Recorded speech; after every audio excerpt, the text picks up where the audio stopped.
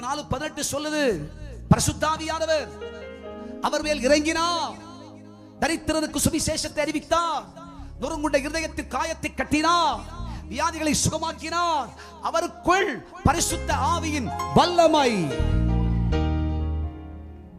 அந்த இயேசு மரித்து அவர் உயிரோடு எழுந்தார்.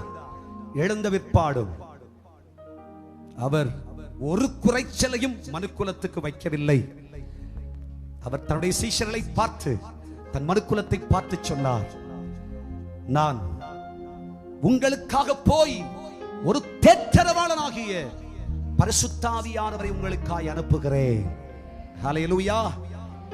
அவர் பாவத்தை குறித்தும் நீதியை குறித்தும் கண்டித்து உணர்த்துவார். அந்த பரிசுத்த ஆவியானவர் ஜீவனற்ற உன்னை உயிரடைய செய்வார். அந்த பரிசுத்த ஆவியானவர் உங்களிடத்தில் வரும் பொழுது நீங்கள் எருசலேமிலும் யூதேயாவிலும் சமாரியாவிலும் பூமியின் கடைசி பரியந்தம் சாட்சிகளாயிருப்பீர்கள்.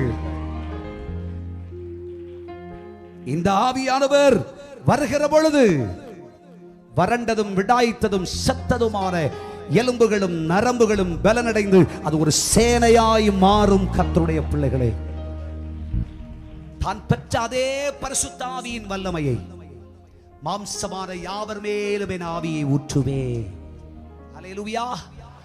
உயிர்த்தெழுந்த இயேசு, ஆமென், அந்த பரிசுத்த ஆவியின் அபிஷேகத்தை, அந்த பரிசுத்த ஆவியின் வல்லமையை மாம்சமான நம் அனைவர் மேலும் அவர் ஊற்றுகிறார்.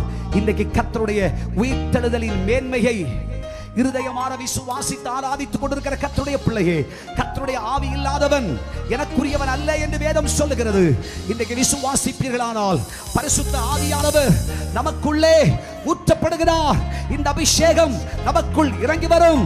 இந்த அபிஷேகம் நுகத்தை முறிக்கும், கட்டுகளை உடைக்கும், நம்மை சுகமாக்கும்.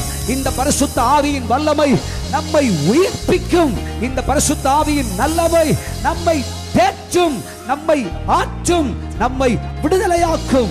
பரிசுத்த ஆவியானவர் எங்கே உண்டோ அங்கே விடுதலை, விடுதலை, விடுதலை. உயிர்த்தெழுந்த இயேசு அதே அக்கினி அபிஷேகத்தை, அந்த அக்கினி அபிஷேகத்தை, அந்த அபிஷேகத்தை, அந்த பரிசுத்த ஆவியை இந்த நேரத்திலே சபைக்குள்ளே ஊற்றுகிறார், ஊற்றுகிறார், ஊற்றுகிறார். கரங்களை தட்டி இருதயம் திறந்து தேவ ஆவியின் வல்லமையை பெற்றுக் கொள்ளுங்கள். தேவனுடைய பிள்ளைகளே, பரிசுத்த ஆவியானவர் நமக்குள் ஊற்றப்படுகிறார், இன்னைக்குள்ளே பலப்படுத்துகிறார். நீங்கள் இழந்து போல கர்த்தருடைய ஆவியின் வல்லமை, கர்த்தருடைய அபிஷேக வல்லமை நமக்குள் இறங்கி வருகிறது. பரிசுத்த ஆவியானவர் நமக்குள் இறங்கினால் நீ பராக்கிரமசாலியாய் மாறுவாய். சத்துருக்களை ஜெயிப்பீர்கள், உலகத்தை ஜெயிப்பீர்கள். இந்த பரிசுத்த ஆவியானவர் நமக்குள் இறங்கினால் நீ வேறு மனுஷனாவாய், வேறு மனுஷனாவாய். நீ நவமான பாஷையை பேசுவாய், இடம் அசையும், உலகத்தை கலக்குவாய். தேவ ஆவியானவர் இறங்கி வருகிற பொழுது தேவனுடைய பிள்ளையே, உன் பேச்சிலே மாற்றம், செயலிலே மாற்றம், பார்வையிலே மாற்றம், எல்லாவற்றிலேயும் மாறுதல். ஒரு புதிய சரித்திரம் உண்டாகும். கரங்களை தட்டி, கரங்களை தட்டி, கரங்களை தட்டி தேவ ஆவியின் வல்லமையை, அபிஷேக வல்லமையை, தேவ ஆவியான வல்லமையை, பரிசுத்த ஆவியின் அக்கினி அபிஷேகத்தை பெற்றுக் கொள்ளுங்கள், பெற்றுக் கொள்ளுங்கள், பெற்றுக் கொள்ளுங்கள்.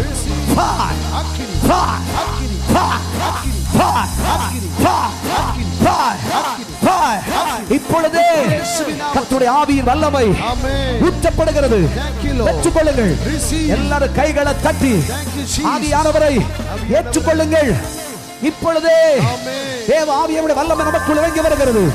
உயிர்த்தெழுந்த இயேசு தந்தருளுகிற ஆவியின் வல்லமை, பரிசுத்த ஆவியின் வல்லமை பெற்றுக் கொள்ளுங்கள், பெற்றுக் கொள்ளுங்கள். பரிசுத்த ஆவியானவர் வருவாரானால் அசுத்த ஆவிகள் ஓடும், பிசாசின் கிரியைகள் அழியும், பாவ கிரியைகள் அழியும். கரங்களை தட்டி, கரங்களை தட்டி கர்த்தரை மகிமைப்படுத்துங்கள். யாரும் சும்மா இருக்காதீங்க. தேவ ஆவியானவர் உங்கள் மேல் இறங்கி வருகிறார். தேவனுடைய வல்லமை இறங்கி வருகிறது. நீ கேட்டுக்கொள்ளுகிறபடியே பரிசுத்த ஆவியானவர் கேட்கிறவன் எவரும் பெற்றுக் கொள்ளுவான். பரிசுத்த ஆவியானவரை தந்தருளி இருக்கிறார். அவர் உயிர்த்தெழுந்தார். ஆகவே இந்த ஆவியின் மேன்மையை கிருபையின் கால சபையாகிய நமக்கும் தந்தருளி இருக்கிறார். தேவனுடைய ஆவியிலே நிரப்பப்படுங்கள். அக்கினி கண்டங்களாக இருங்கள். பரிசுத்த ஆவியானவர் வருகிற பொழுது குறைவுகள் எல்லாம் நிறைவாக, குறைவெல்லாம் நிறைவாக அற்புதம் நடக்கும். பரிசுத்த ஆவியானவர் வருகிற பொழுது பெரிய மாற்றம் சம்பவிக்கும்.